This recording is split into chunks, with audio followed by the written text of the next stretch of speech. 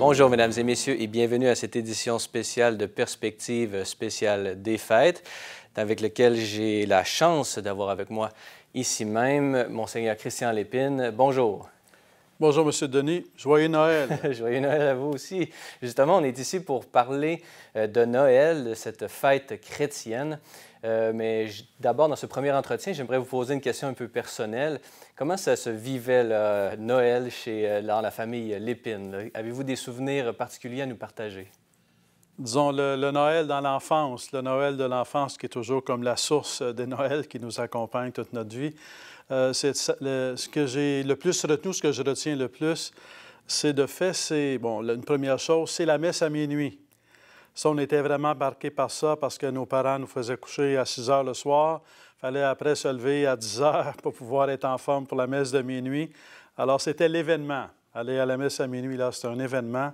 On se préparait pour ça et on allait ensemble, toute la famille, on allait ensemble à la messe de minuit à minuit. Et quelque part, ça illuminait notre journée. Ça s'accompagnait d'autres choses, bien sûr, le réveillon qui suivait, l'échange des cadeaux. Mais ce centre, là, vraiment Jésus qui naît à minuit, et c'était comme l'événement majeur de l'année. De l'année, vraiment, c'était important dans mon enfance, c'était vraiment marquant. Et un peu plus tard, peut-être, quand vous, je ne sais pas, pensiez peut-être à la prêtrise, votre adolescence, comment ça se passait, les Noëls, peut-être la messe? Est-ce que vous étiez servant de messe? Pouvez-vous nous parler un peu là, de cela dans votre vie? J'ai été servant de messe. Servir la messe à minuit, c'était comme une grande joie et un grand honneur en même temps. Le Dieu qui vient dans le monde, donc cette lumière qui vient du ciel nous illuminer dans le milieu de la nuit. Et cette nuit qui est un peu comme le symbole de la nuit de l'histoire, de la nuit de nos vies personnelles peut-être, de la nuit de nos cœurs parfois, mais Dieu qui envoie sa lumière pour éclairer nos nuits. Est-ce qu'il y a d'autres expériences qui étaient liées à Noël? Par exemple, je ne sais pas, l'entraide envers les pauvres. Est-ce qu'il y avait une place dans votre paroisse, par exemple, quand vous étiez jeune? Est-ce qu'il y avait une place réservée justement à ce ministère-là? Dans la préparation à Noël, ce qui était courant, ça faisait partie soit à l'école, soit dans la famille, c'était de mettre de côté des éléments. Ça pouvait être des jouets pour des enfants plus démunis. Ça pouvait être d'aller chercher de la nourriture, faire le tour du quartier pour pouvoir aider les milieux plus pauvres. Et donc, aider les pauvres, être plus solidaires, vivre une solidarité avec les plus démunis, avec les pauvres du quartier. Ça a toujours fait partie de la fête de Noël. La naissance de Jésus était comme le centre, mais la solidarité avec les pauvres était vraiment partie prenante dans la préparation même à fêter Noël.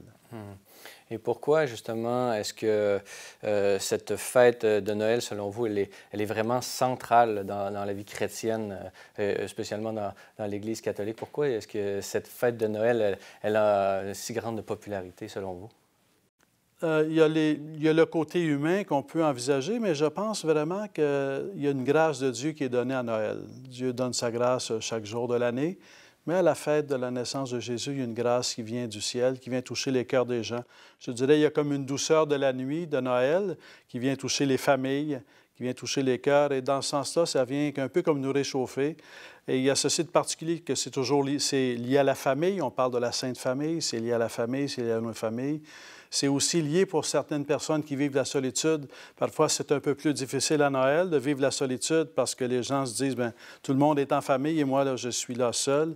Donc, c'est une forme de pauvreté, la solitude, et c'est important qu'on soit sensible à cette fête de pauvreté.